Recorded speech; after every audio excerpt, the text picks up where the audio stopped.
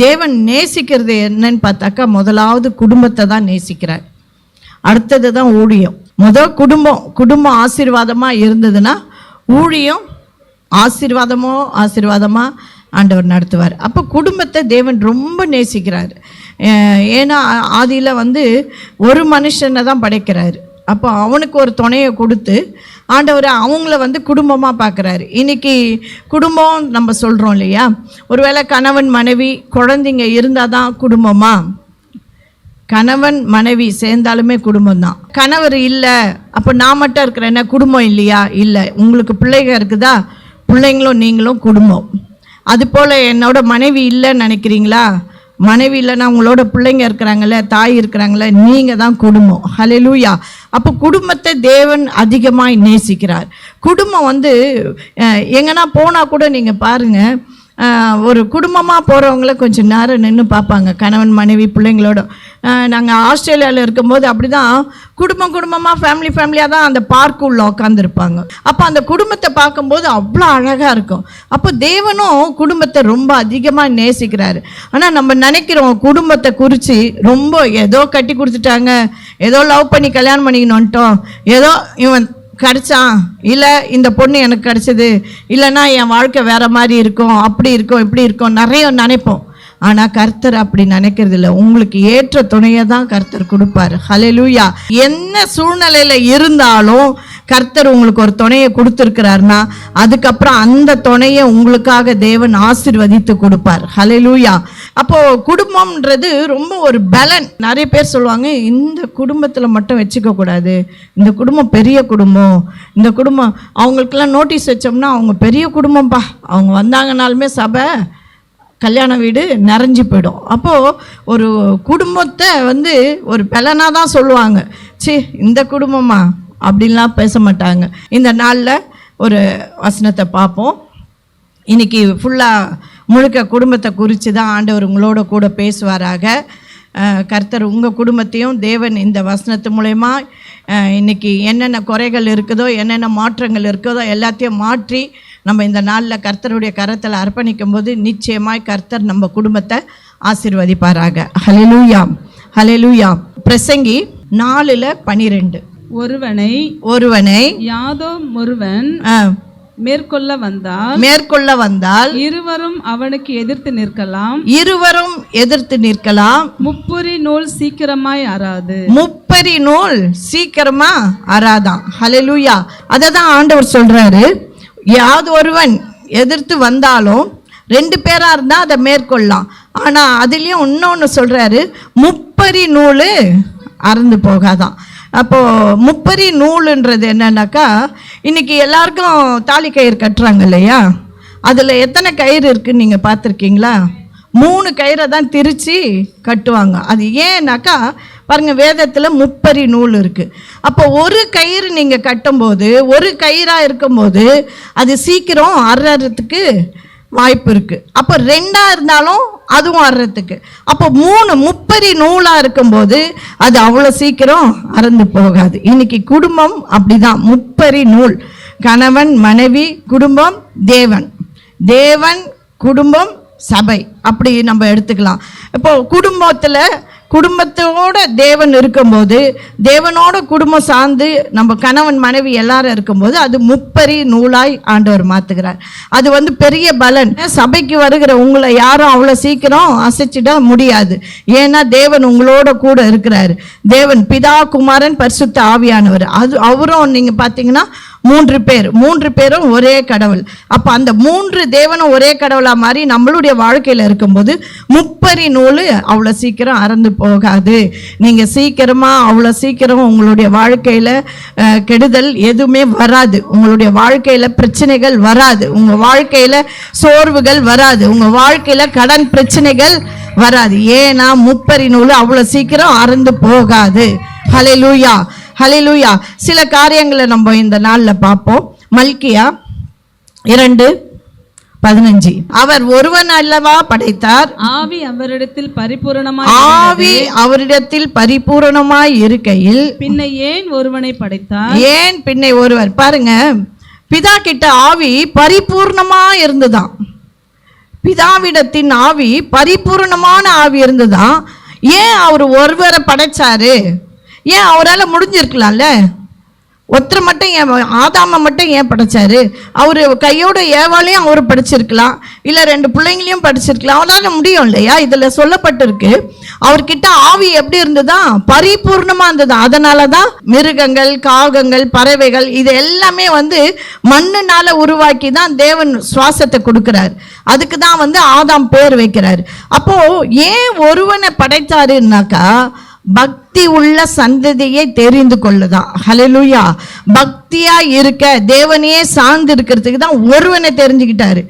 ஏன் ஒருவனை தெரிஞ்சுக்கிட்டாருன்னா 2 பேர் இருந்தாக்கா நீ என்ன சொல்றது, நான் என்ன கேட்கறது, நான் தான் சொல்லுவேன் நீ கேளு, நீ சொல்றத நான் கேட்பேன், இப்படின்ற பிரச்சனைலாம் வரும்ன்ட்டு தான் கடவுள் என்ன பண்ணாரு? ஒருவனை தான் ஃபஸ்ட்டு படைச்சார். ஒருவனை படைச்சி அவனை தூங்க வச்சு அவன் தனியாக இருக்கிறானே, தனிமையில் இருக்கிறானேன்னு தான் ஒரு துணையை ஆண்டவர் கொடுக்குறாரு. இதுதான் சத்தியம், இதுதான் உண்மை. இன்னைக்கு குடும்பத்தில் எப்படி இருக்கிறோம்? நம்ம குடும்பத்தில் எப்படி இருக்கிறோம்? நமக்கு கொடுக்கப்பட்ட அந்த ஆதாம் என்ற ஒரு தலை, ஆதாம் என்ற மனுஷன். அப்போ அந்த ஆதாம் சொல்றதை தான் ஏவாள் கேட்கணும். ஏவாள் என்ன பண்ணா? அவள் இஷ்டத்துக்கு போனா, பிசாசுக்கு செவி கொடுத்தா அது கதையே மாறிடுச்சு. இப்போ இந்த நாளில் கூட நம்ம குடும்பத்தில் ஆண்டவர் ஒரு தலையை வச்சிருக்கிறார், நமக்கு பெரியவங்களை கணவரை வச்சிருக்கிறாருன்னா நிச்சயமாக மனைவி கணவருடைய வார்த்தைகளை கேட்டு தான் வாழணும். ஹல்லேலூயா. ஏன் ஆண்டவர் பாருங்க, ஒரு மனுஷனை தான் படைச்சாரு. அப்போ ஒரு மனுஷனை படிச்சு அவனை கரெக்டாக வச்சா, இன்னைக்கு கூட நான் என்ன சொல்லுவேன், ஒரு குடும்பத்துக்கு போறோன்னா 10 பேர் இருக்காங்கன்னா 10 பேரையும் எங்களால் வழி நடத்த முடியாது. நினைப்பேன் அந்த 10ல் ஒருத்தர் யார் கரெக்டாக இருக்காங்கன்னு பார்த்து அந்த ஒருத்தர் கையில் சத்தியத்தை நாங்கள் டைட்டாக அழுத்தமாக ஆழமாக சொல்லும்போது அந்த ஒருத்தர் நல்ல ஆசீர்வாதமும் அபிஷேகத்தையும் பெற்றுக்கொள்ளும் போது அவங்க கரெக்டாக அவங்க குடும்பத்தை நடத்த முடியும். அதுதான் ஆண்டவர் சொல்கிறாரு, ஒரு மனுஷனை தெரிந்து கொண்டு ஒரு மனுஷனுக்கு தான் தேவனுடைய ஆவியை கொடுக்குறார். இன்னைக்கு நம்ம குடும்பத்தில் எப்படி இருக்கிறோம்? அந்த கணவருடைய வார்த்தைக்கு கீழ்ப்படுகிறோமா? கணவருடைய வார்த்தைக்கு கேட்குறோமா? இல்லை நான் ஒரு கதையை சொல்கிறேன்னா, இல்லை நான் ஒரு திட்டங்களை போட்டு என் கணவர் அதுக்காக அடிப்படை வைக்கிறோமா? கிடையாது. ஆண்டவருடைய வார்த்தை என்னன்னா, பக்தி உள்ள சந்ததியே தெரிந்து கொள்றதுக்காக தான் அதுக்கு நம்மளை மனைவியாக ஆண்டவர் தெரிஞ்சிருக்கிறாரு. அப்போ கணவன் மனைவி சேரும்போது அந்த குழந்தைங்க எப்படி இருக்குமா? கடவுளை சார்ந்து வளர வைக்கிறது தான் நம்மளுடைய வேலை. சரி, 2வது பார்ப்போம். சங்கீதம் 127:1. கர்த்தர் வீட்டை கட்டாராகில், கர்த்தர் வீட்டை கட்டாயாகில் அதை கட்டுகிறவர்களின் பிரயாசம் விருதா. அதனுடைய கட்டுகிறவருடைய பிரயாசம் விருதா. அப்போ தேவன் கட்டுனாதான் குடும்பத்தை கட்ட முடியும். சரிங்களா? தேவன் கட்டாம என் இஷ்டத்துக்கு நான் குடும்பத்தை கட்டுவேன், நான் இங்கே போவேன், நான் அங்கே வருவேன், நான் இதை பண்ணுவேன் அதை பண்ணுவேன்னா நிச்சயமா கட்டவே முடியாது. தேவன் கட்டுனாதான். எத்தனையோ வீடு கட்டி கட்டாமல் போய் கிடக்கு.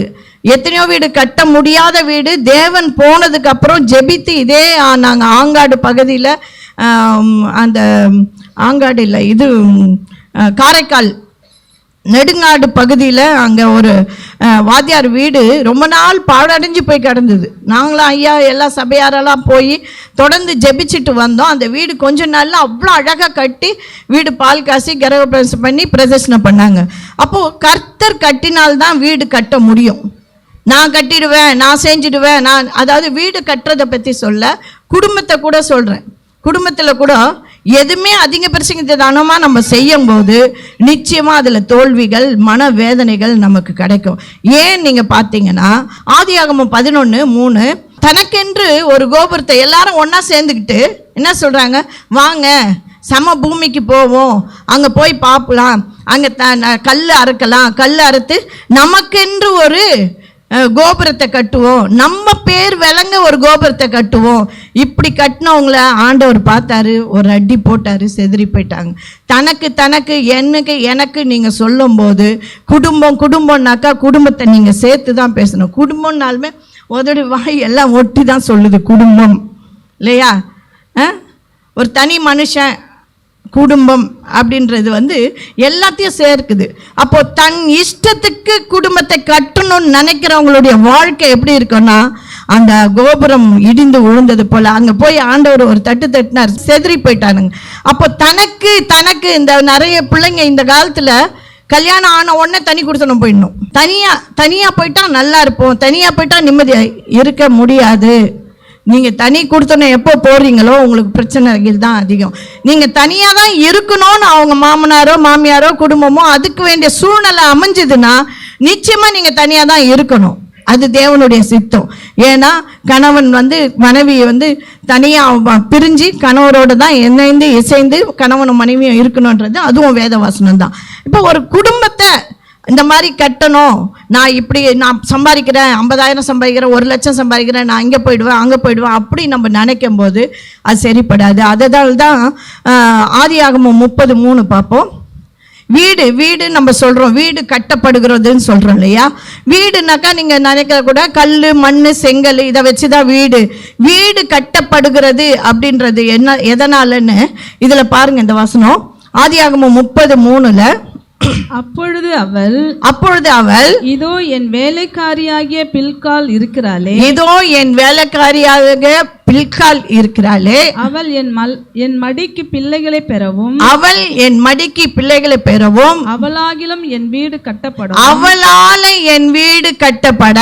ஹல்லேலூயா. பாருங்க, அவளுக்கு குழந்தை இல்ல, அதனால அவன் என்ன சொல்றா, நான் என் வேலைக்காரியை தரேன், அவள் ஒரு பிள்ளையை பெற்று கொடுப்பா, அவளால் என் வீடு கட்டப்படும். இன்னைக்கு நீங்கள் வீடு கட்டணும் உங்களுக்கு ஆண்டவர் பிள்ளைகளை கொடுத்துருக்கிறாரா, அதுதான் வீடு. உங்களுக்கு ஏற்ற நேரத்தில் கர்த்தர் எல்லாவற்றையும் செய்வார். வீடு வாங்க கொடுப்பாரு, இடம் வாங்க கொடுப்பாரு, காரு கொடுப்பாரு, பங்களா கொடுப்பாரு, எல்லாம் கொடுப்பாரு. இன்னைக்கு என் வீடு கட்டப்படணும்னாக்கா நமக்கு கொடுத்த பிள்ளைங்கள் தான். ஹல்லேலூயா. நமக்கு கொடுத்த பிள்ளைங்கள் மூலயமா தான் வீடு கட்டப்படும். இப்போ குடும்பம் வீடுன்னா வீடு வெறும் தனி மனுஷன் ஒரு புருஷனும் பொண்டாட்டியும் கிடையாது. 2 பிள்ளைங்க 4 பிள்ளைங்க சேரும் போது தான் வீடு. அந்த வீட்டை கூட சில நேரத்தில் சில சாத்தானுங்க பிரிக்கணும்னு நினைக்கும். அதுக்கும் நம்ம அப்புறம் பார்க்கலாம். நீதிமொழி 14:1 பார்ப்போம். புத்தியுள்ள ஸ்திரீ தன் வீட்டை கட்டுகிறாள், புத்தி இல்லாத ஸ்திரீயோ தன் கைகளினால் அதை இடித்து போடுகிறாள். ஆமென். இப்போ வீடு கட்டுகிறாள்னா அவ பில்கால் சொன்னா, என் மடிக்கு ஒரு பிள்ளையை பெற்று கொடுத்து என் வீட்டை கட்டும். அப்போ இதுல சொல்ற புத்தி உள்ள ஸ்திரீ தன் வீட்டை கட்டுகிறாளாம், புத்தி இல்லாதவளோ தன் கையால் இடிக்கிறாள். அப்போ புத்தி உள்ள ஸ்திரீ தன் வீட்டை கட்டுகிறாள்னா, வீடு கட்டுகிறதுன்றது குடும்பத்தில் இருக்கிறவங்களை கட்டுறது தான். கணவன் மனைவியை கட்டணும், மனைவியை கணவனை கட்டணும், 2 கணவனும் மனைவியை சேர்ந்து பிள்ளைகளை கட்டணும், கூட இருக்கிற தாய் தகப்பன் மாமனார் மாமியார் அத்தை நாத்தனார். இது வரைக்கும் எங்கள் நாத்தனார் கையில் நாங்கள் சண்டை போட்டதே கிடையாது. எங்கள் இன்னொரு நாத்தனார் ஒருத்தர் இருக்கிறாங்க, அவங்க ஊழியம் பண்ணிக்கிட்டு இருக்கிறாங்க. அவங்க ஒரு நாள் ஃபோன் பண்ணி பேசுகிறாங்க, அண்ணி நீங்கள் உங்களை மாதிரி நான் இது வரைக்கும் நான் பார்த்ததே கிடையாது, என் ஊழியத்தில் எவ்வளோ பேரை பார்த்துருக்கேன். ஏன் சொல்லுகிறேன்னா, குடும்பத்தை கட்டுகிறவ தான் புத்தி உள்ள ஸ்ரீ. புத்தி இல்லாதவ என்ன பண்ணுவா, முறைச்சின்னு போகிறது, கோச்சின்னு போகிறது, சண்டை போடுறது, குடும்பத்தில் அக்கா வேணாம், மாமா வேணாம், அண்ணன் வேணாம், தம்பி வேணாம், நான் மட்டும் தானே வாழணும்னு நினைக்கிறவங்க தன் கையாலே தன் குடும்பத்தை இடிக்கிறதா வருது. ஹல்லேலூயா. அதே பார்ப்போம். நீதிமொழி 24:3-4. வீடு ஞானத்தினாலே கட்டப்படும், வேகத்தினாலே நிலைநிற்குமா. ஞானத்தினால வீடு கட்டணுமா. ஹல்லேலூயா. கர்த்தருக்கு பயப்படுறதே ஞானத்தின் ஆரம்பம். ஒரு கர்த்தருக்கு பயப்படுகிற ஸ்திரீயா இருந்தா அவ ஞானத்தினால வீடு கட்டப்படணும். ஒரு நாளும் அவ கையால, அவளுடைய செயல்னால, அவளுடைய பேச்சினால, அவளுடைய நடக்கையினால அந்த வீடு இடிஞ்சு போயிடக்கூடாது. குடும்பம் கட்டுறது பெரிய விஷயங்க, சாதாரண விஷயம் கிடையாது. இன்னைக்கு நான் 4 பிள்ளைங்களை பெற்று இன்னைக்கு 30, 35 வருஷம் 38 வருஷம் நாங்கள் வாழ்ந்துருக்கிறோன்னா பல பிரச்சனைகளை அனுபவிச்சுட்டு தான் வந்திருக்கிறோம். சும்மா எடுத்தோடனே அப்படியே நேராக பெட்டு பஞ்சு மெத்தை இதெல்லாம் கிடையாது. நாங்கள் தர மட்டத்தில் இருந்து தான் வாழ்ந்து இன்னைக்கு வந்திருக்கிறோம். அப்படி வந்தாதான் ஆண்டவர் பாருங்க இதில் சொல்றாரு, ஞானத்தினால் வீடு கட்டப்படணுமா. ஹல்லேலூயா. அப்போ ஞானன்றது வேற, அறிவுன்றது வேற. இப்போ எல்லாம் என்ன பண்றாங்கன்னாக்கா, இந்த காலத்து பிள்ளைங்க எல்லாம் ஞானத்தை விட்டுட்டு அறிவியை தேட ஓடுறாங்க. அறிவுனா அவங்க வீடு இப்படி, அவங்க அப்படி, அவங்க அதை வாங்கிட்டாங்க, இவங்க இதெல்லாம் அறிவில் ஓடுறது. இந்த அறிவில் ஓடுறதுக்கும் அது பாருங்க, அடுத்த ஒரு வசனம் பார்ப்போம். 4 வாசிங்க சிஸ்டர். அறிவினாலே அறைகள் கட்டப்பட்டு அருமையும் இனிமையுமான பொருள்களும் நிறைந்திருக்கும். இப்ப பாருங்க, ஒரு ஒரு அறைகள் கட்டப்பட்டு, சரி ஒரு வீடு கட்டுறோன்னு வைங்க, ஒரு பெட்ரூம் இருக்குன்னு வைங்க, அங்க அறிவுனால பொருட்கள் நிறைய, சகல பொருட்களும் நிரம்பி இருக்கணுமா. ஹல்லேலூயா. சரி, ஒரு வீடை வந்து நம்ம ஒரு ரூம் இருக்குன்னு வச்சுக்கோங்க, ஒரு கட்டில் போட்டோம், ஒரு பெட்டை போட்டோம், இங்கே 4 பூச்செண்டு, இங்கே 4 ஃப்ளவரு, இங்கே 4 ஷோகேஸில் வைக்கிற டெக்கரேஷன் ஐட்டம்லாம், இதெல்லாம் வைக்கிறதுக்கா சொல்கிறாரு கடவுள்? இல்லை, இது இல்லை. ஆண்டவர் சொல்கிறாரு, எதனால் நிரம்பப்படணுமா? எதனால் நிரம்பணுமா? அறிவுனால என்னன்னா சகலமும் நிரம்பி இருக்கணுமா. ஹல்லேலூயா. அப்போ என்ன ஒரு குடும்பத்தில் என்ன இருக்கணும்னு கடவுள் விரும்புகிறாருன்னா, அந்த குடும்பத்தில் சமாதானம் என்ற ஒரு ஃப்ளவர் இருக்கணும், சந்தோஷம் என்ற ஃப்ளவரு ஒன்று இருக்கணும். ஷோகேஸில் வைக்கிறோம் பாருங்க, அதுதான் வந்து 1 பேதுருல நிறைய வார்த்தைகள் சொல்கிறாரு. பேதுரு எப்படியெல்லாம் மனைவிகள் இருக்கணும், எப்படியெல்லாம் கணவர்கள் இருக்கணும், நிறைய விஷயங்களை சொல்கிறாரு. அப்போ ஒரு குடும்பத்தில் வந்து நீங்க அறிவினால் அந்த குடும்பத்தில் சகலமும் பெருகி இருக்கணும். அப்போ பொருட்கள்னால பெருகிறது இல்லைங்க வாழ்க்கை, அன்புனால பெருகணும். ஹல்லேலூயா. அன்புனால பெருகணும். அந்த ஒரு ரூம்ல இருந்துக்கிட்டு, இன்னைக்கெல்லாம் ஒரு சில இடத்துல ஊழியத்துக்கு போன இடத்துல அவங்க சொல்றாங்க, நாங்கள் வந்து 3 பேருங்க, அக்கா தங்கச்சிங்க, எல்லாம் வெளியே உட்காந்து பேசுவோம், ஒரு பையன் ஒரு தம்பி, எல்லாம் உட்காந்து பேசுவோம், எல்லாம் ஜாலியாக இருப்போம். ஏதோ ஒரு சம்பவம் ஒன்று பேசும்போது உடனே உள்ளே போயிட்டு மருமக போட்டு கொடையம்மா அவனை போட்டு, அப்போ உன் வீட்டில் என்ன இருக்கும்? சண்டை தான் பெருகும். இல்லை, சகல பொருட்கள்னால பெருகும்னு ஆண்டவர் சொல்லிட்டாரு. நீ வந்து நல்ல சரி உள்ளே போனியா, சரி ஏன் இப்படி பேசினாங்க, ஏன் அதை பேசினாங்க, அதோடு ஏற கட்டி விட்டுட்டு நீ அடுத்த காரியத்தை நீ பார்க்கும்போது கர்த்தர் உன்னோடு இருப்பார். அப்போ அந்த அம்மா சொல்கிறாங்க, அந்த சம்பவம் முடிஞ்சிட்டு உள்ளே போயிட்டு வந்ததுக்கப்புறம் பையனும் பேச மாட்டாராம், மருமகளும் பேச மாட்டான். ஒரே வீட்டில் ஒரே பிரச்சனைங்க. என்ன எப்படி பேசினாலும் எப்படி சொன்னாலும் எதுலையாவது ஒரு பிரச்சனையை கண்டுபிடிச்சி நீ சகலத்திலையும் பெருகுவா என ஆண்டவர் சொல்றாரு. நீ அன்பா இருந்தீன்னா அதுல பெருக்கம் கிடைக்கும், நீ சாந்தமா இருந்தீன்னா அதுல பெருகுவ, நீ சமாதானமா இருந்தீன்னா சமாதானத்துல பெருகுவ. நீ ஒருவேளை நீ வீட்டில் இருக்கிறியா, ஹவுஸ் ஒய்ஃபா, இல்லை வெளியே போறியா, இல்லை ஒர்க் பண்றியா, எதுல இருந்தாலும் நீ எதுல பெருகிற? சிடுன்னு மூஞ்ச காட்டுறதுல பெருகுனா பெருகிடுவேன். இல்லை யாரும் வேணாம் நீ நினச்சினா உண்மையிலே யாருமே உன் கூட இருக்க முடியாது. ஏன்னா அந்த வசனத்தை மறுபடியும் வாசிங்க சிஸ்டர்.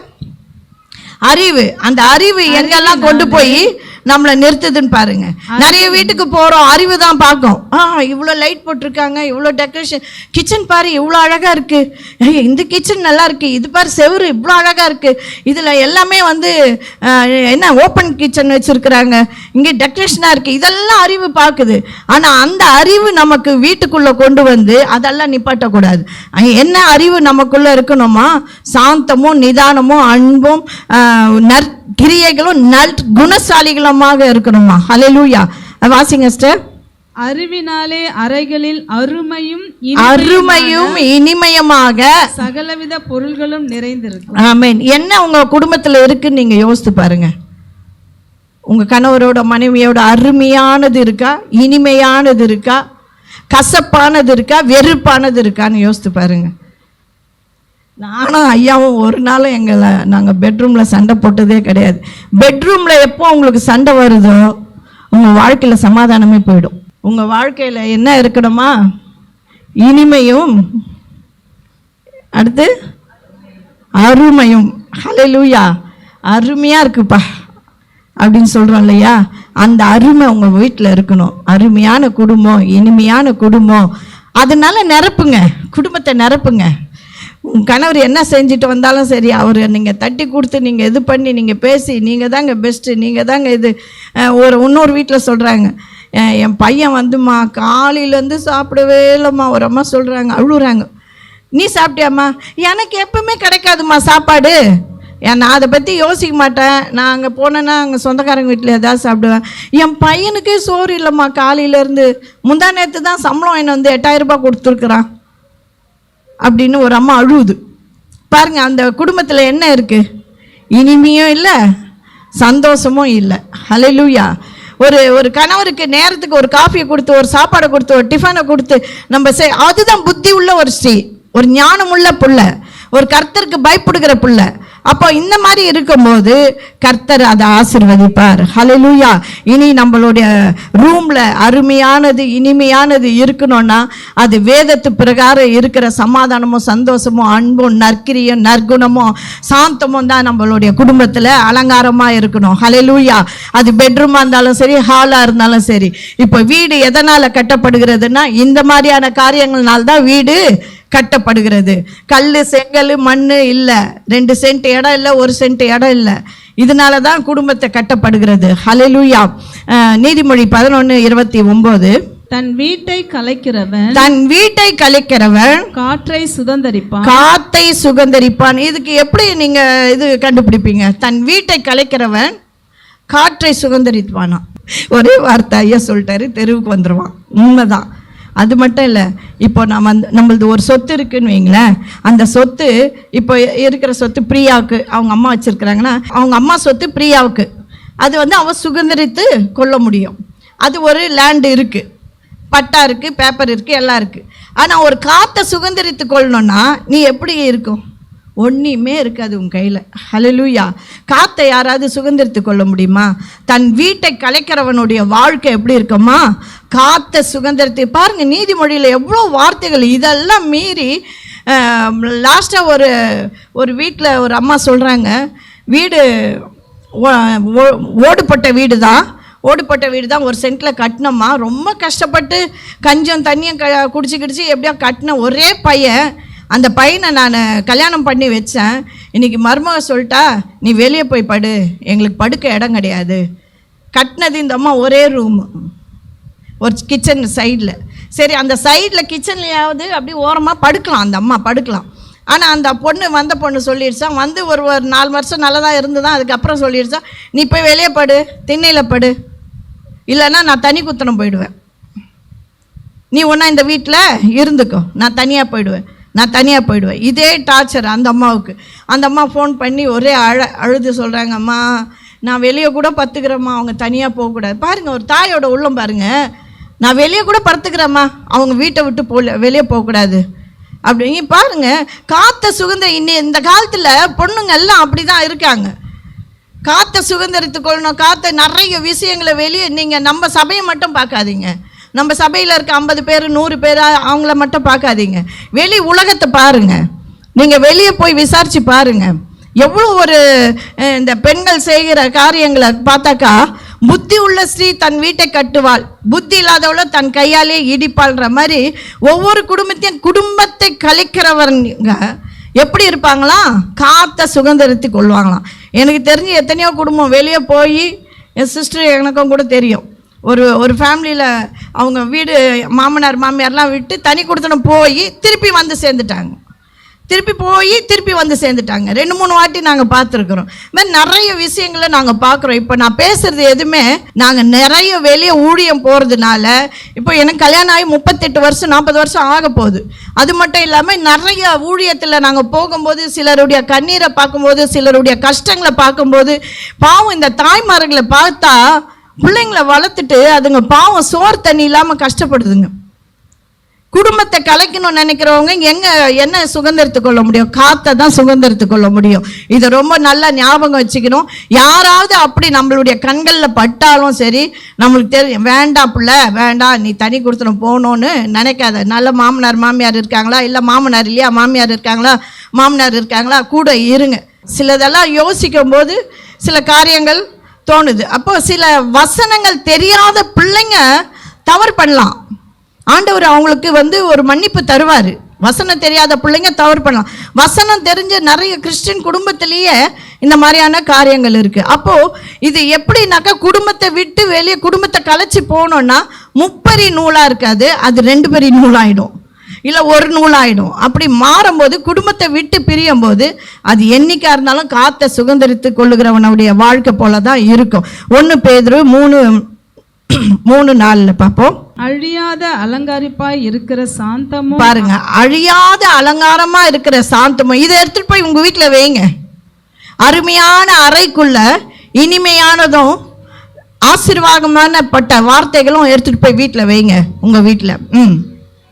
சாந்தமும் அமைதலும் உள்ள ஆவியாகிய, சாந்தமும் அமைதியும் உள்ள ஆவியாகிய இருதயத்தில் மறைந்திருக்கிற குணமே, இருதயத்தில் மறைந்திருக்கிற குணமே உங்களுக்கு அலங்காரமாய், உங்களுக்கு அலங்காரமாய் இருப்பதாக. ஹல்லேலூயா. உன் வீட்டை நீ அலங்காரம் பண்ணணும் நீ நினைச்சினா உன்னுடைய அமைதியான சாந்தமான குணத்தினால கொண்டு போய் அலங்காரம் பண்ணுங்க.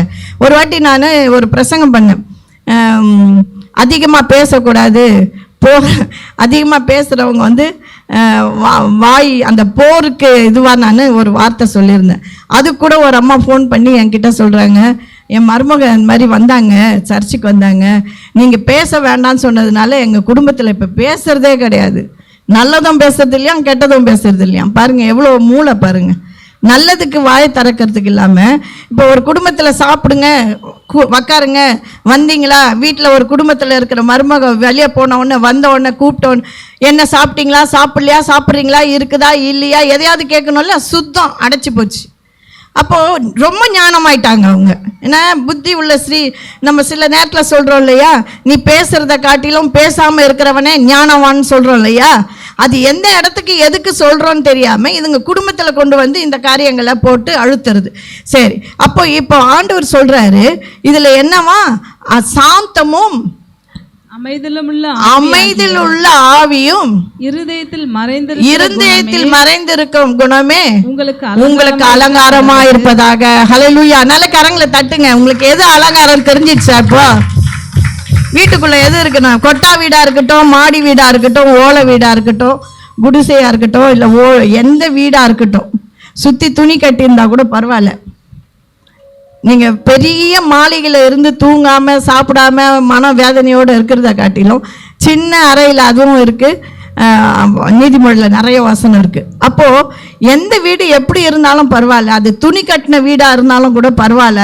ஆனால் உங்கள் வீட்டுக்குள்ளே என்ன இருக்கணும், அழையாத அலங்காரமான அன்பு, சாந்தம், நிதானம் எல்லாம் உங்கள் மறைந்து இருக்கிற குணம். எல்லாருக்குமே ஒரு நல்ல குணம் இருக்குங்க, எல்லார்கிட்டையுமே இருக்குது. ஆனால் அதை நாளில் என்ன ஆயிடுறோம்னாக்கா, நல்ல குணத்தை தூக்கி அப்படியே யார கட்டிட்டு என்னென்ன பண்ணணுமோ அதெல்லாம் கொண்டு வந்து பிசாசு முன்னாடி வச்சிடலாம். இன்னைக்கு உங்களுக்குள்ள மறைந்து இருக்கிற நல்ல குணங்களை வெளியே கொண்டு வாங்க. ஹல்லேலூயா. நல்ல குணங்களை கொண்டு வரும்போது உங்க வீடு அருமையாகவும் இனிமையாகவும் கர்த்தர் மாற்றுவார். ஹல்லேலூயா. எபேசியர் 5:21-22 தேவ பயத்தோடு ஒருவருக்கொருவர் கீழ்ப்படிந்து இருங்கள். ஹல்லேலூயா. அப்போ முப்பரி நூல் தேவ பயத்தோட நீங்க கீழ்ப்படிஞ்சு இருக்கணுமா, தேவனுக்கு நீங்க கீழ்ப்படிஞ்சு இருக்கும்போது முப்பரி நூல் அறத்துக்கு வாய்ப்பு கிடையாது. ஹல்லேலூயா. 22 மனைவிகளே கர்த்தருக்கு கீழ்ப்படுகிறது போல உங்களுடைய சொந்த புருஷர்களுக்கும் கீழ்ப்படியுங்கள். 28 அப்படியே புருஷர்களும், ஏன் மனைவிக்கு மட்டும் சொல்லிட்டாங்க, எங்களுக்கெல்லாம் ஒன்றும் சொல்ல, அம்மா நாங்கெல்லாம் வந்து எல்லாத்துலேயும் கரெக்டாக இருக்கிறோம் அப்படின்னு நீங்கள் நினைக்கக்கூடாது. இப்போ உங்களுக்கு வந்து ஆண்டவர் சொல்கிறாரு, புருஷர்களும் தங்கள் மனைவிகளை தங்கள் சொந்த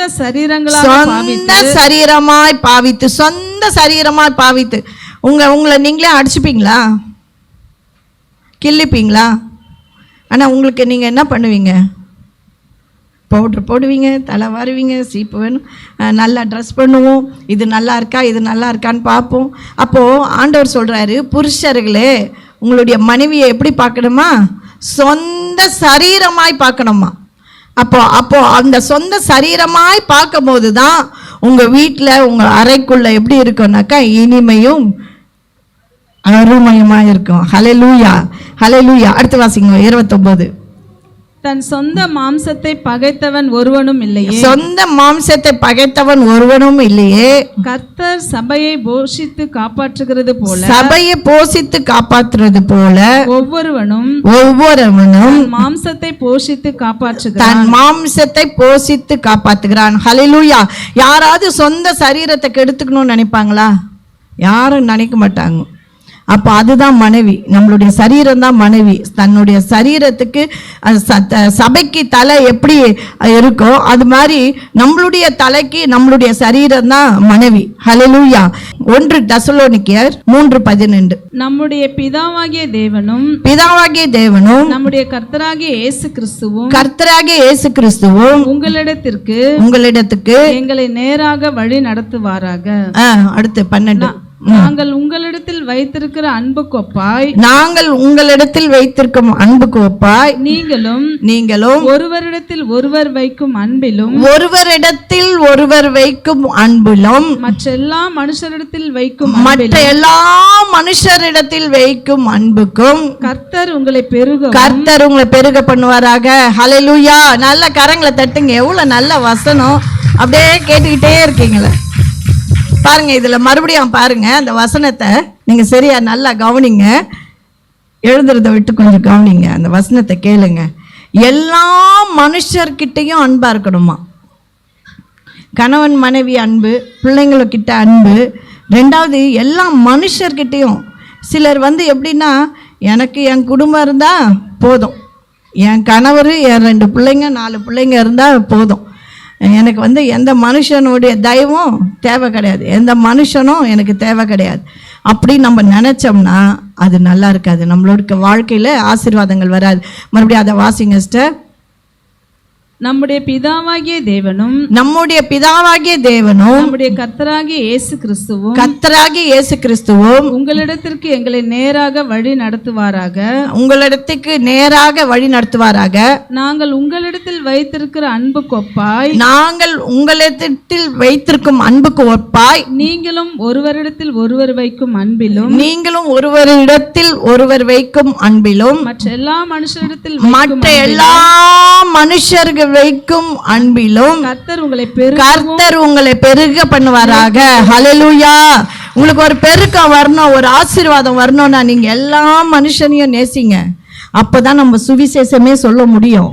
நீங்க எல்லா மனுஷனையும் நேசித்தாதான் ஆண்டவர் பட்ட பாடுகளை குறித்து, ஆண்டவர் நமக்கு செஞ்ச அற்புதங்களை குறித்து, கர்த்தர் நமக்கு கட்டின வீட்டை குறித்து, நமக்கு கொடுத்த குடும்பத்தை குறித்து எல்லா மனுஷர் கையிலையும் பேச முடியும். இல்லை, நான் இந்த அக்கா மூஞ்சில கூட முழிக்க மாட்டேன், நான் இவங்க கிட்ட ஃபோன் கூட பண்ண மாட்டேன், இவங்க ஃபோன் பண்ண நான் பிரைஸ் லார்ட் கூட சொல்ல மாட்டேன், இவங்களை கண்டா நான் திரும்பி போயிடுவேன் அப்படின்னா நஷ்டம் நமக்கு தான். நம்மளுடைய குடும்பத்தில், நம்மளுடைய அறையில் இனிமையும்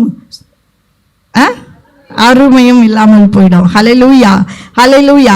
சரி, அப்போ எல்லா மனுஷர்கிட்டையும் அன்பா இருக்கணும். இது ஒரு சின்ன ஒரு கதை ஒன்று சொல்றேன் பாருங்க. ஒரு கணவன் மனைவி இருந்தாங்களாம். பாருங்க, நல்லா கேட்குறீங்க. கதைன்னு எல்லாம் நிமிர்ந்து கையில் பைபிள்லாம் அப்படி வச்சு அப்படி நிமிர்ந்து கேட்குறீங்க பாருங்க. சரி, ஒரு கணவன் மனைவி இருந்தாங்களாம். அவங்களுக்கு ஒரு சின்ன வீடு இருந்துதான். அப்போ அந்த வீட்டில் அவங்க இருந்தாங்களாம். ஒரு மாடு ஒன்று இருந்துதான் அவங்களுக்கு. அப்போ அந்த மாடை வச்சுக்கிட்டு என்ன பண்ணுறதுன்னு தெரியல இவங்களுக்கு. அந்த மாடும் பால் கறக்கலையாம். அப்போ இவங்களுக்கு வருமானம் இல்லை. அப்போ அவங்க மனைவி சொல்லிச்சான், வீட்டுக்காரை கூப்பிட்டு, இந்தாங்க இந்த மாடை எடுத்து போய் சந்தையில் விற்றுட்டு காசு எடுத்துட்டு வாங்க, ஒரு சின்ன பிஸ்னஸ் பண்ணலாம், நம்ம செய்யலாம் அப்படின்னு சொல்லி அனுப்பியிருக்கு. அப்போது இவர் என்ன பண்ணிக்கிறாரு, மாடை எடுத்து ஓட்டிக்கிட்டு, அப்போ அவங்க கணவர் கொஞ்சம் வெகுளி போல இருக்குது, அவர் ஓட்டிக்கிட்டு போயிருக்கிறாரு. போன உடனே எதிர்க்க ஒருத்தர் வந்திருக்கிறான். இந்த மாடு மிரண்டு இழுத்துன்னு போன உடனே அவன் சொல்கிறான், இன்னும் எங்கே போகிறீங்க?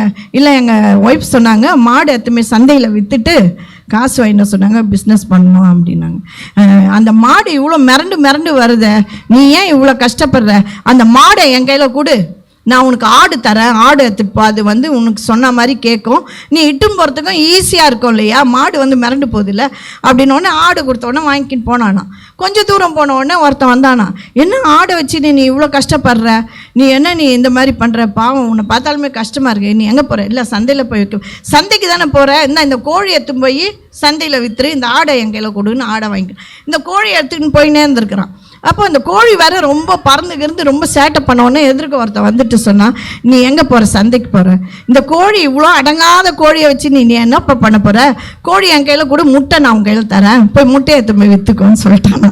அப்போ இந்த முட்டையை எடுத்து போகும்போது டீ கடைக்காரன் பார்த்துருக்கான். பார்த்துட்டு கூப்பிட்டு என்னப்பா கையில் எவ்வளோ நேரம் தான் இந்த முட்டையை எடுத்துன்னு போவேன், இங்கே வா, முட்டையை என் கையில் கொடு, நான் உனக்கு ஒரு டீ தரேன், டீ குடிச்சிட்டு தெம்பா போ அப்படின்னு சொன்னான். முட்டையை கொடுத்துட்டு டீயை குடிச்சிட்டுக்கிறான். அப்போது அந்த கடையில் ஒருத்தர் பக்கத்து வீட்டுக்காரன் உக்காந்துருக்கிறான். அவன் என்ன பண்ணியிருக்கிறான், இவன் நம்ம பக்கத்து வீட்டுக்காரனாச்சே, இவன் என்ன முட்டையை கொடுத்துட்டு, அப்போ இவன் கதையை கேட்டோன்னே அப்போ அவன் சொல்கிறான், அடட முட்டையை கொடுத்து டீயும் குடிச்சிட்டியா, இன்னைக்கு உங்கள் வீட்டில் பெரிய ரகலை நடக்க போகுது, உங்கள் வீட்டில் பெரிய சண்டை வரப்போகுது, இதோடு நீங்கள் 2 பேரும் பிரிஞ்சிங்க அப்படின்றான். அவன் சொல்கிறான், இல்லை இல்லை எங்கள் குடும்பத்தில் சண்டைலாம் வராது, நாங்கள் பிரியெல்லாம் மாட்டோம் அப்படின்றான். அது எப்படி, நீ பாரு மாடு எடுத்துகிட்டு வந்து ஆடாக்கி கோழியாக்கி முட்டையாக்கி டீயும் குடிச்சிட்டு போயிட்டா, இப்போ உங்கள் ஒய்ஃப் என்ன பண்ணுவாங்க, உங்ககிட்ட சண்டை தான் போட போகிறாங்க பாரு. இல்லை இல்லை சண்டை போட மாட்டாங்க. நான் சொல்கிறேன் நீ நிச்சயமாக சண்டை வரதான் செய்யும் அப்படின்னு அவன் சொல்கிறான். நீங்கள்லாம் என்ன பண்ணுவீங்க? நீங்கள் என்ன பண்ணுவீங்க? சண்டை போடுவீங்களா? சரி, அவங்க என்ன பண்ணாங்களாம், அந்த நேரத்தில் அவர் சொன்னானா, எங்கள் வீட்டில் சண்டையே வராதுங்க, சான்ஸே இல்லைங்க அப்படின்னானா. சரி பெட் கட்டலாம், நீ அவனுக்கு இவன் வீட்டு மேலே ஒரு ஆசையான். சரி உங்கள் ஒய்ஃபு சண்டை போட்டுச்சுன்னா இருக்கிற வீட்டை எனக்கு கொடுத்துட்டு நீ வெளியே போயிடணும், அப்படி சண்டை போடலைன்னா என் வீட்டை உனக்கு கொடுத்துட்டு நான் வெளியே போயிடுவேன் அப்படின்னானா. ஏன்னா இவனுக்கு 100% உங்களை மாதிரி கண்டிப்பாக சண்டை போடும் அப்படின்னு. வீட்டுக்கு போன உடனே அவங்க ஒய்ஃப் கிட்ட போன உடனே அவங்க ஒய்ஃப் வாங்க வாங்க, அப்புறம் உள்ளே போன உடனே என்னங்க என்ன பணம் எடுத்துகிட்டு வந்தீங்களா? அவன் வெளியே நிற்கிறானா. இல்லைம்மா இந்த மாதிரி ஆடை குத்து மாடை குத்து டீ குடிச்சிட்டு வந்துட்டேன். அப்படியாங்க, சரிங்க பரவாயில்லைங்க. இவன் நின்று பார்க்குறானா, இன்னும் இந்த அம்மா சண்டை போடுமான்னு. சரி பரவாயில்லைங்க, ஒன்றும் பிரச்சனையே இல்லைங்க, பரவாயில்லைங்க, நமக்கு கடவுள் ஏதாவது ஒரு வழியை தருவார், நீங்கள் அதை பற்றி கவலைப்படாங்க. டீ குடிச்சிங்களா? நல்லா குடிச்சிங்களா? நல்லா கொடுத்தானா? சரி வாங்க, சந்தோஷம், வாங்க உள்ளே வந்தோக்க. இவன் அப்படியே ஆச்சரியமாக பார்க்குறானா, என்னடா இவன் இந்த மாதிரி சண்டை போடாத, என்ன எப்படி இன்னும் எப்படி தகச்சு போகிறானா. கடைசியில் அங்கே சண்டையே இல்லையா. அதுக்கப்புறம் அவன் என்ன பண்ணானா, அவன் வீட்டை அவனுக்கு கொடுத்துட்டு போயிட்டானா.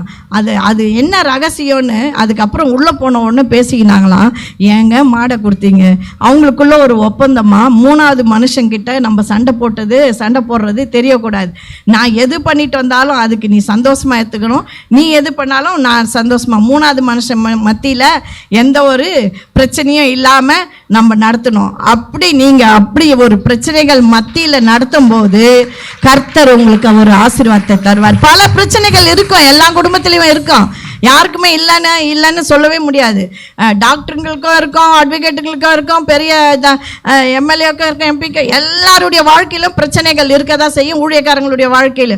ஆனால் அது எங்கே வச்சு பேசுகிறோன்றது தான் முக்கியம். யார் மத்தியில் பேசுகிறோம், எவங்க மத்தியில் பேசுகிறோன்றது தான் முக்கியம். 4 பேர் இருக்கும்போது அங்கே கையா அம்மையான் சண்டை போட்டுக்கின்னு, சரி வெளியே உள்ளே சண்டை போட்டு வெளியே வந்து அதே டென்ஷனில் மூஞ்ச காட்டுறது, இது பண்ணுறது, அதெல்லாம் வச்சுக்கிட்டாக்கா நமக்கு எதுவும் கிடைக்காது. சரி இந்த கதைகளை கேட்டிங்களா? சரி இந்த வேலையில் கூட சரி சங்கீதம் 105:16.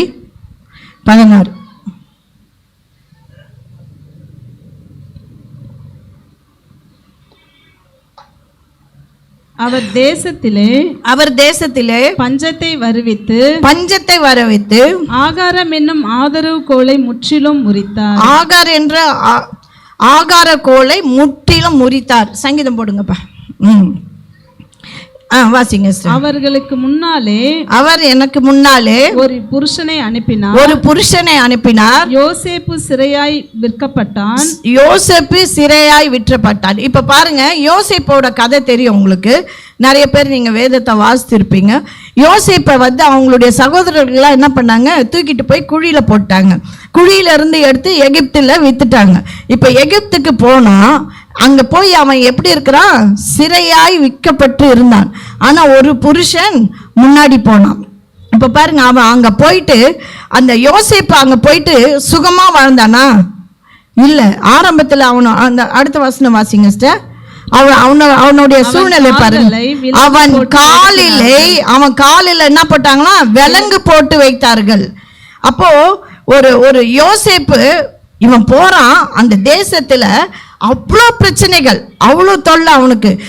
அவன் நல்லதை தான் செய்கிறான், ஆனால் அதுலேயும் ஒரு தவறு கடைசியில் அவனை யோசேப்பை கொண்டு போய் சிறைச்சாலையில் போட்டு காலில் சங்கிலியும் போட்டுடுறாங்க. சரி அப்படியே வாசிங்க சிஸ்டர். அவன் பிராணன் இரும்பில் அடைக்கப்பட்டிருந்தது. அவனுடைய பிராணம், அவனுடைய உயிர் இரும்புல அடைக்கப்பட்டு இருந்தது. கர்த்தர் சொன்ன வார்த்தை நிறைவேறும் அளவும், கர்த்தர் சொன்ன வார்த்தை நிறைவேறும் அளவும், அவருடைய வசனம் அவனை புடமிட்டது. அவருடைய வசனம் அவனை புடமிட்டது. ராஜா ஆள் அனுப்பி அவனை கட்டவிழ்க்க சொன்னார். ஜனங்களின் அதிபதி அவனை விடுதலை பண்ணினார். தன் பிரபுக்களை அவன் மனதின்படி கட்டவும், யாரு இப்ப சிறைசாலையில இருந்தவனுக்கு ஆண்டவர் சொல்றாரு, அவனை எல்லாம் ராஜா கட்டவுத்து கொண்டு வந்து அவனுக்கு சொல்றாரு, தன் பிரபுக்களில் அவன் மனதின்படி கட்டவும், அவனுடைய யோசேப்போட மனதின்படி கட்டவும், தன் மூப்பரை ஞானிகளாக்கவும், அவனை தன் வீட்டுக்கு ஆண்டவரும், தன் ஆஸ்திக்கெல்லாம் அதிபதியாய் மாத்தினார். அப்பொழுது இஸ்ரவேல் எகிப்திற்கு வந்தான்.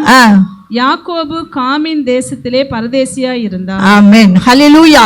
16 வாசிங்க. 16. தேசத்தில் பஞ்சத்தை வரவித்து ஆகாரம் என்னும் ஆதரவு கோலை முற்றிலும் முறித்தார்.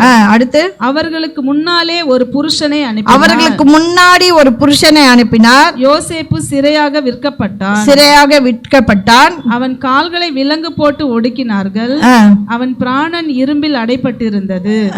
கர்த்தர் சொன்ன வார்த்தை நிறைவேறும் அளவும், அவருடைய வசனம் அவனை புடமிட்டது. ராஜா ஆள் அனுப்பி அவனை கட்டவிழ்க்க சொன்னான். ஜனங்களின் அதிபதி அவனை விடுதலை பண்ணினான். அடுத்து 20. பிரபுக்களை அவன் மனதின்படி கட்டவும், தன் மூப்பர்களை ஞானிகளாக்கவும், அவனை தன் வீட்டுக்கு ஆண்டவனும் தன் ஆஸ்திக்கெல்லாம் அதிபதியும் ஆக்கினான். அப்பொழுது இஸ்ரவேல் எகிப்திற்கு வந்தான். யாக்கோபு காமின் தேசத்திலே பரதேசியா இருந்தான். ஆமென். பாருங்க, ஒரு யோசேப்பு தன்னுடைய குடும்பம் 75 பேரு, அவங்களுக்கு அங்க பஞ்சத்துல அவங்க கஷ்டப்பட்டுட்டு இருக்கிறாங்க. அவங்களுடைய சகோதரர்கள் சகோதரிங்க தகப்பன் எல்லாருமே கஷ்டப்பட்டு இருக்கிறாங்க.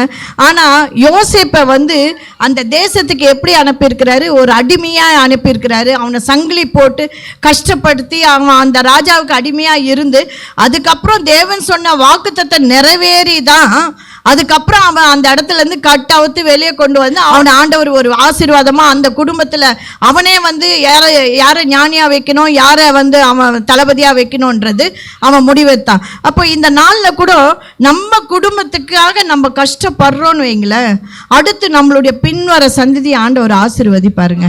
அந்த புருஷனாய் போனா பாருங்க, அவன் அடிமையா காலில் சங்கிலியோட, இன்னைக்கு நான் இந்த குடும்பத்துல வந்து வாக்குப்பட்டு நான் கஷ்டப்படுறேன், இல்லை இந்த பொண்ணை கட்டிக்கிட்டு நான் கஷ்டப்படுறேன், இந்த பொண்ணுக்கு எந்த ஒரு வருமானமும் இல்லை, எந்த ஒரு இதுவும் இல்லை, சொத்தம் இல்லை, ஒன்றும் இல்லை, ஆனால் நான் கல்யாணம் பண்ணி கஷ்டப்படுறேன், நீங்கள் அப்படி நினைக்கிறவங்களா இருந்தா கண்டிப்பாக ஆண்டவர் சொல்கிறாரு, அந்த ஒரு புருஷனை அனுப்பி எப்படி அத்தனை பேருக்கும் போஷித்தாரோ அந்த மாதிரி கர்த்தர். ஆதியாகமம் 45:5-8 வாசிங்க சிஸ்டர். ஆதலால் நீங்கள் அல்ல தேவனே என்னை இவ்விடத்துக்கு அனுப்பி, தேவனை எங்க அந்த பார்வோனோட இடத்துக்கு தேவனே என்னை அனுப்பி பார்வோனுக்கு தகப்பனாகவும் அவர் குடும்பம் அனைத்துக்கும் கர்த்தராகவும் எகிப்து தேசம் முழுவதுக்கும் அதிபதியாய் வைத்தார். நீங்கள் சீக்கிரமாய் என் தகப்பனிடத்தில் போய், தேவன் என்னை எகிப்து தேசம் முழுவதுக்கும் அதிபதியாய் வைத்தார், என்னிடத்தில் வாரும், தாமதிக்க வேண்டாம். ஆமென். ஆதலால் நீங்கள் அல்ல தேவனே என்னை தேவனே இவ்விடத்துக்கு என்னை அனுப்பினார். ஹல்லேலூயா.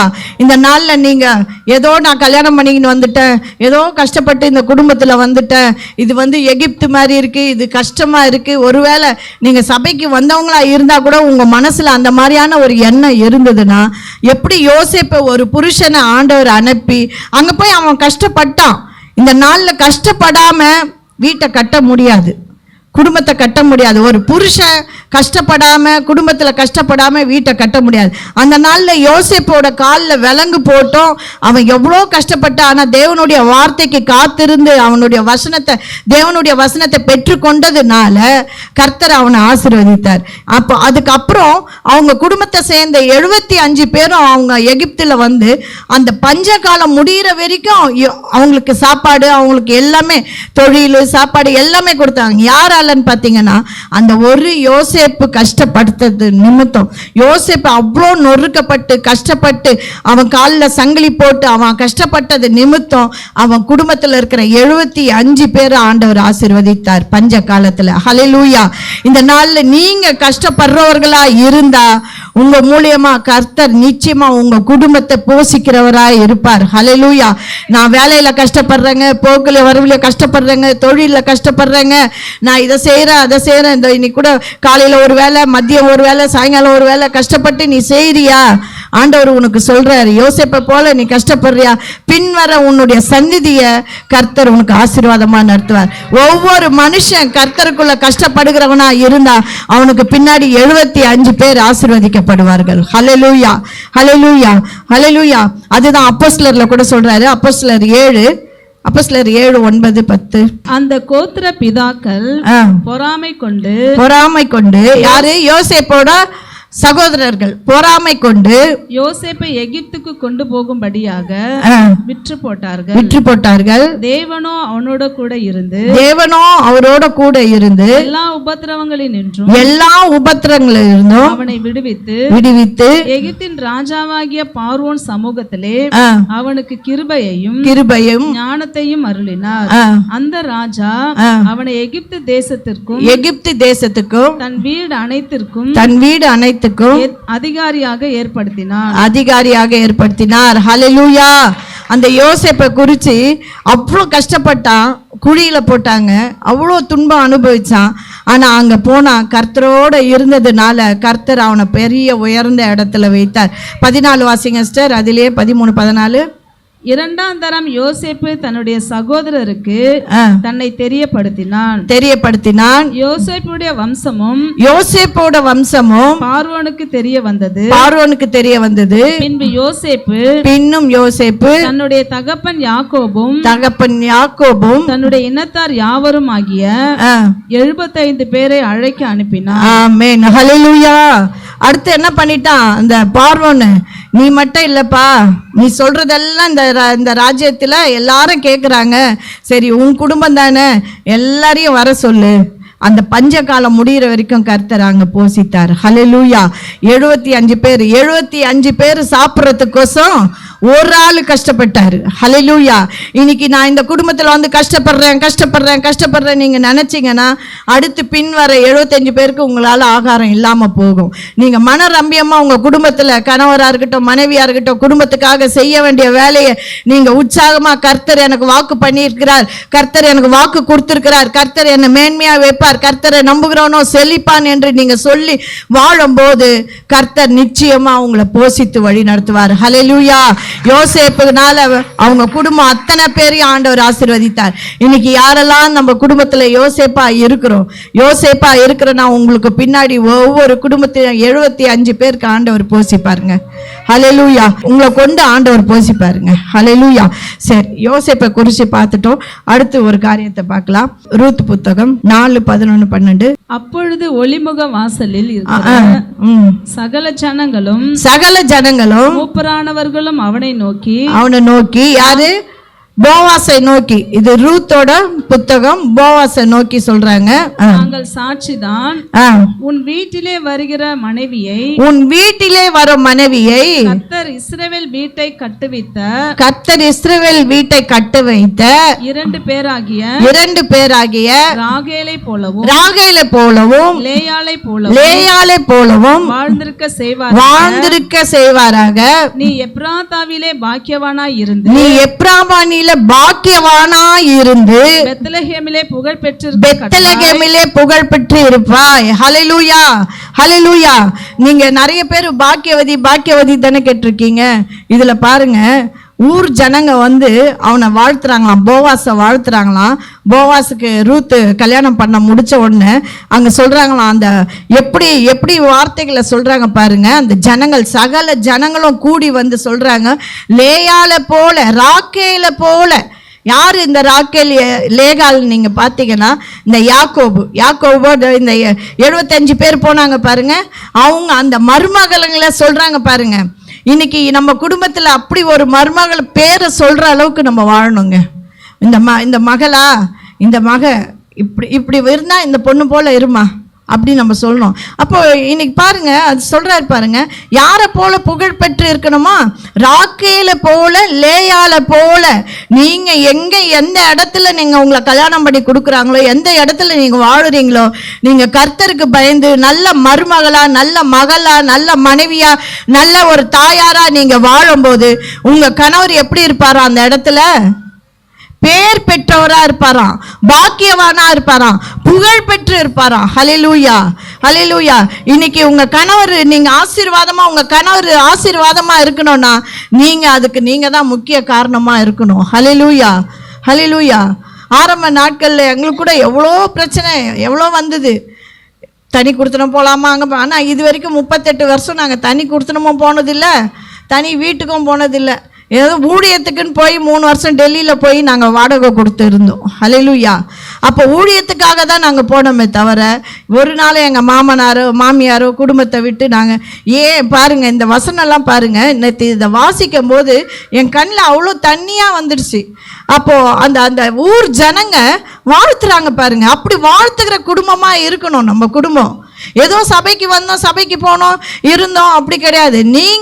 நீங்க நடந்துக்கிற முறையை தான் கொண்டு தான் கர்த்தர் உங்க கணவரை ஆசீர்வதிப்பாரு. அமெரிக்கன் அதிபதி அவங்க ஒய்ஃபும் அவங்க 2 பேரும் கணவன் மனைவியா பெட்ரோல் பங்க்குக்கு வந்தாங்களாம். பெட்ரோல் பங்க்ல பெட்ரோல் போடும்போது அந்த பெட்ரோல் பங்க்காரன் அந்த அம்மாவண்ட ஹாயின்ட்டு நல்லா பேசிட்டு போனாராம். அவங்க வீட்டுக்காரர் கேட்டார், யார் இது அப்படின்னு கேட்டாராம். இவர் நான் காலேஜ் படிக்கும் போது பெட்ரோல் பங்க்கு ஓனரு. அப்போது இவ்வளோ நல்லா க்ளோஸாக பழகுறீங்களே, ஒருவேளை நீ என்ன கல்யாணம் பண்ணலன்னா அவரை நீ கல்யாணம் பண்ணியிருப்ப, அப்போ இந்த பெட்ரோல் பங்க்குக்கு நீ ஓனராக இருந்திருப்பியா அப்படின்னு அவர் கேட்டாராம். அதுக்கு அவங்க சொன்னாங்களாம், இல்லை நான் அவனை கல்யாணம் பண்ணியிருந்தேன்னா இன்னைக்கு அமெரிக்கன் தேசத்துக்கு அவன் தான் அதிபதியாக இருந்திருப்பான் அப்படின்னு. ஹல்லேலூயா. புரியுதா உங்களுக்கு? அப்போ ஒரு மனைவி கையில் தான் இருக்கு. நீங்க நல்லா வாழும்போது, சந்தோஷமா இருக்கும்போது, குடும்பத்துக்கு தேவையானதை செய்யும் போது, ஜபத்தில் இருக்கும்போது, பக்தி உள்ள குடும்பமா இருக்கும்போது, பக்தி உள்ள சந்ததியை பெடுத்து கர்த்தருக்கு பயந்து வாழும் போது உங்க கணவர் எப்படி இருப்பாரா? பேர் பெற்று புகழ் பெற்று பாக்கியவானா இருப்பாராம். ஹல்லேலூயா. ஒரு பாக்கியவானா இருக்கணும்னா அது மனைவியோட கரத்துல தான் இருக்கு. பாருங்க, அவங்க எவ்வளோ தைரியமாக சொல்லியிருக்கிறாங்க பாருங்க. அவன் பெட்ரோல் பங்க்கார, ஒருவேளை அவனை நான் கல்யாணம் பண்ணியிருந்தேன்னா அவர் இன்னைக்கு அமெரிக்கன் அதிபதிக்கு அவர் தான் இருந்திருப்பாரு அப்படின்னு. இப்போ அந்த மாதிரி நம்மளால தான் நம்ம கணவருக்கு மதிப்பு கூடணும். நீங்கள் பண்ணுற சேட்டைனால என்ன ஆகிடும்? உங்கள் பையனோ உங்கள் மருமகனோ மகனோ வீட்டுக்காரோ பக்கத்து வீட்டில் குடுத்தனம் இருக்கீங்க பாருங்க, இந்த குடுத்தனக்காரங்கெல்லாம் மூடு வாய, போ, வா, இந்த மாதிரி நீங்கள் பண்ணீங்கன்னா நிச்சயமாக சொல்கிறேன், பக்கத்து வீட்டுக்காரன் உங்களை மதிக்கவே மாட்டான், உன் புருஷனை மதிக்கவே மாட்டான். அப்போ மதிப்பு மரியாதை இல்லாத இடத்துல ஆண்டவரும் வாசம் பண்ண மாட்டார். இன்னும் சில இடத்துல பேரை சொல்லி கூப்பிடுறது, வா இதை பண்ணு, உன்னோட கூட பெரிய தொல்லை, இந்த மாதிரியெல்லாம் உங்கள் வாழ்க்கையில் இருந்திருந்தால் இன்னைக்கு நீங்கள் நிச்சயமாக மாற்றிக்கிட்டீங்கன்னா, நிச்சயமாக சொல்கிறேன், இந்த ராக்கேல போல லேயால போல கர்த்தர் உங்களை வாழ்ந்து இருக்க செய்வாராக. ஹல்லேலூயா, ஹல்லேலூயா. நீங்கள் வாழ்ந்து இருக்கணும், நீங்கள் சுகமாக இருக்கணும், நீங்கள் ஆசீர்வாதமாக இருக்கணும், முப்பரி நூல் பிரியக்கூடாது. ஹல்லேலூயா. சரி, இவ்வளோ நேரம் கணவன் மனைவி குடும்பம்னு பேசிட்டோம். இந்த சிங்கிள் பேரண்ட் நிறைய பேர் இருக்கிறீங்க இல்லையா? அப்போ உங்களுக்கு என்ன தோணுது? எல்லாம் அப்பா அம்மாவுக்கு இப்படிலாம் சொல்கிறாங்களே, நம்மளுக்கு அப்பா இல்லை அப்படின்னு நினைக்கிறீங்களா? இல்லை, கடவுள் உங்களுக்கு தகப்பனாக இருக்கிறார், கடவுள் உங்களை வழி நடத்துவார். சரி, உங்களுக்கும் ஒரு வசனத்தை கொண்டு வந்த, உங்களையும் யோசித்து சரி உங்களுக்கும் ஒரு வசனத்தை கொண்டு வந்த பார்ப்போம். ஏசாயா 8:17-18. இது உங்களுக்காக. பாருங்க, உங்க பிள்ளைங்களை எப்படி நீங்க வளர்க்கணும், எப்படி ஆண்டவருக்குள்ள வளர்க்கணும். தகப்பன் இல்லாத பிள்ளைங்க, தாய் இல்லாத பிள்ளைங்க தருதலை, தகப்பன் இல்லாத பிள்ளைங்க சீர்கெட்டு போயிடும், அப்படியெல்லாம் சொல்லக்கூடாது. சரிங்களா? இன்னைக்கு உங்கள் பிள்ளைங்களை நீங்கள் எப்படி வளர்க்கணும்? கர்த்தருக்குள்ளே வளர்க்கணும். அந்த பிள்ளைங்களுக்கு வளர்க்குற உங்களுக்கு ஆண்டவர் கொடுக்குற வாக்குத்தத்த வசனம் பாருங்க, வாசிங்க சிஸ்டர். நானும் யாக்கோபின் குடும்பத்துக்கு தமது முகத்தை மறைக்கிற கர்த்தருக்காக காத்திருப்பேன். அதாவது யாக்கோபோட குடும்பத்துக்கு தேவன் முகத்தை மறைக்கிறாராம். சில தவறு பண்ணும்போது, இந்த சிங்களா சுத்தும் போது, சிங்களா இருக்கும் போது பிள்ளைங்களை சரியா வளர்க்க முடியாது ஒரு சிலருக்கு. அப்போ என்ன ஆகிடும், இந்த பிள்ளைங்க என்ன ஆகிடும்னாக்கா கட்டி கொடுக்குற இடத்துலையும் போயிட்டு சரியா அதுங்களால மெயின்டைன் பண்ண முடியாது. அப்போ ஆண்டவர் சொல்ல, சிலர் அந்த யாக்கோபின் குடும்பத்துக்கு கர்த்தர் முகத்தை மறிக்கும் போது கர்த்தருக்காக காத்திருக்கிறது. ஹல்லேலூயா. அந்த வசனத்தை வாசிங்க சிஸ்டர். நானும் யாக்கோபின் குடும்பத்துக்கு தமது முகத்தை மறைக்க கர்த்தருக்காக காத்திருந்து அவருக்கு எதிர்பார்த்திருப்பேன். இதோ நானும் கர்த்தர் எனக்கு கொடுத்த பிள்ளைகள். ஹல்லேலூயா. நீங்க நினைக்காதீங்க எனக்கு கணவர் இல்ல குடும்பம் இல்ல நினைக்காதீங்க. கர்த்தர் உங்களுக்கு கொடுத்த பிள்ளைங்க தான் உங்க குடும்பம். கர்த்தர் உங்களுக்கு என்ன பிள்ளைகளை கொடுத்துருக்கிறாரோ, 2 பெண் பிள்ளைகளா, 2 பையனா, 2 பொண்ணு பையனா, எதை ஆண்டவர் கொடுத்துருக்கிறாரோ அதுதான் உங்க குடும்பம். உங்க குடும்பத்துக்கு ஆண்டவர் சொல்லுகிறார், கர்த்தர் எனக்கு கொடுத்த பிள்ளைகளுக்கும் சீயோன் பர்வதத்தில் வாசமா இருக்கிற சேனைகளின் கர்த்தராக இஸ்ரவேலில் அடையாளங்களாகவும் அற்புதமாகவும் இருப்பார்கள். ஹல்லேலூயா. எப்படி இருக்குவாங்களா உங்க பிள்ளைங்க? கர்த்தருக்கு காத்திருந்து நீங்க பிள்ளைகளை வளர்க்கும் போது அற்புதமா இருப்பாங்களாம். சீயோன் மலையில கர்த்தர் வாசம் பண்ணுகிற தேவன் சொல்லுகிறார், சேனைகளின் கர்த்தர் சொல்லுகிறார், இஸ்ரவேலின் பிள்ளைகளை அற்புதமாய் வைப்பாராம். ஹல்லேலூயா. உங்க பிள்ளைங்க எல்லாம் எப்படி இருக்குமா? அற்புதமா இருக்குமா? அற்புதமா ஆண்டவர் அற்புதமாய் வழி நடத்த போகிறார். அப்பா அம்மா இருந்து பிள்ளைகளை வளர்க்கிற பிள்ளைகளை போல இன்னும் ஆண்டவர் உங்களை அருமையாவே வளர்ப்பார், பிள்ளைகளை தாங்குவார். ஹல்லேலூயா. சரி, அப்போ கர்த்தருக்கு காத்திருக்கிறது தான் இந்த மாதம் நம்மளுடைய வாக்குத்தத்த வசனம். ஏசாயா 40:31. கர்த்தருக்கு காத்திருக்கிறவர்களோ புது பலன் அடைந்து கழுகுகளைப் போல செட்டைகளை அடித்து எழும்புவார்கள். அவர்கள் ஓடினாலும் இளைப்பாறுதல், நடந்தாலும் சோர்ந்து போவார். ஹல்லேலூயா. ஹல்லேலூயா. அப்போ நீங்க ஏசாயா 8:17 சொல்லப்பட்டது போல நீங்க கர்த்தருக்கு காத்திருக்கிற பிள்ளைகளா இருந்தா, கர்த்தருக்கு காத்திருக்கிற பேரண்ட்ஸா இருந்தா உங்க பிள்ளைங்க அற்புதமும் அடையாளமுமா இருப்பார்கள். கர்த்தர் இந்த ஏசாயால சொல்லப்பட்டது போல, இந்த வாக்குத்தத்தங்களை சொல்லப்பட்டது போல புதிய பலத்தினால கர்த்தர் உங்களை ஆசீர்வதிப்பார். அவங்க ஓடினாலும் இளைப்பாறுதல் இல்லை, நடந்தாலும் சோர்ந்து போவதில்லை. கர்த்தருக்கு காத்திருக்கிறவங்க எப்படி இருப்பாங்க? சோர்ந்து போக மாட்டார்கள். ஹல்லேலூயா. ஹல்லேலூயா. முப்பரி நூல் சீக்கிரமா அறுந்து போகாது. சரி, இஸ்ரவேலின் குடும்பத்தை பார்ப்போம். சங்கீதம் 115:10. ஆரோன் குடும்பத்தாரே கர்த்தரை நம்புங்கள். அவரே அவர்களுக்கு துணையும் அவர்களுக்கு கேடகமுமாய் இருக்கிறார். கர்த்தருக்கு பயப்படுகிறவர்களே கர்த்தரை நம்புங்கள். அவரே அவர்களுக்கு துணையும் அவர்களுக்கு கேடகமுமாய் இருக்கிறார். ஹல்லேலூயா. ஹல்லேலூயா. 12 வாசிங்க சிஸ்டர். கர்த்தர் நம்மை நினைத்திருக்கிறார். அவர் ஆசீர்வதிப்பார். இஸ்ரவேல் குடும்பத்தாரை ஆசீர்வதிப்பார். அவர் ஆரோன் குடும்பத்தாரை ஆசீர்வதிப்பார். ஹல்லேலூயா. இஸ்ரவேல் குடும்பத்தாரை ஆசீர்வதிப்பார். நான் இந்த வசனம் எடுக்கும் போது நான் அப்படியே சொன்னேன், ஞான பிரகாச குடும்பத்தை கர்த்தர் ஆசீர்வதிப்பார். எங்க சபையில இருக்கிற குடும்பங்கள் எல்லாம் பேர் சொல்லி நான் நேற்று தினத்துல ஜெபம் பண்ணேன். ஒவ்வொரு குடும்பத்தையும், சரவணா குடும்பத்தை கர்த்தர் ஆசீர்வதிப்பார், கோபி குடும்பத்தை கர்த்தர் ஆசீர்வதிப்பார், இஸ்ரவேல் குடும்பத்தாரை கர்த்தர் ஆசீர்வதித்தது போல ஆரோனோட குடும்பத்தை தேவன் ஆசீர்வதித்தது போல அந்த ஆரோன் என்ற பேருக்கு பதில் உங்க பேரை போடுங்க. உங்க பேரை போட்டு அந்த இடத்துல உங்க குடும்பத்தை தேவன் ஆசீர்வதிப்பாராக. ஹல்லேலூயா. ஹல்லேலூயா. இந்த நாள்ல கர்த்தர் உங்களோட கூட இருந்து உங்களை வழி நடத்துவாராக. முப்பரி நூல் அது ஒரு நாளும் அறந்து போகாதுங்க. ஆண்டவர் உங்களை எதுக்காக தெரிஞ்சுக்கிட்டாருன்னு பார்த்தீங்கன்னா, பக்தி உள்ள சந்ததியை பெற்று எடுக்கிறதுக்கு தான் தேவன் உங்களை தெரிஞ்சிருக்கிறார்.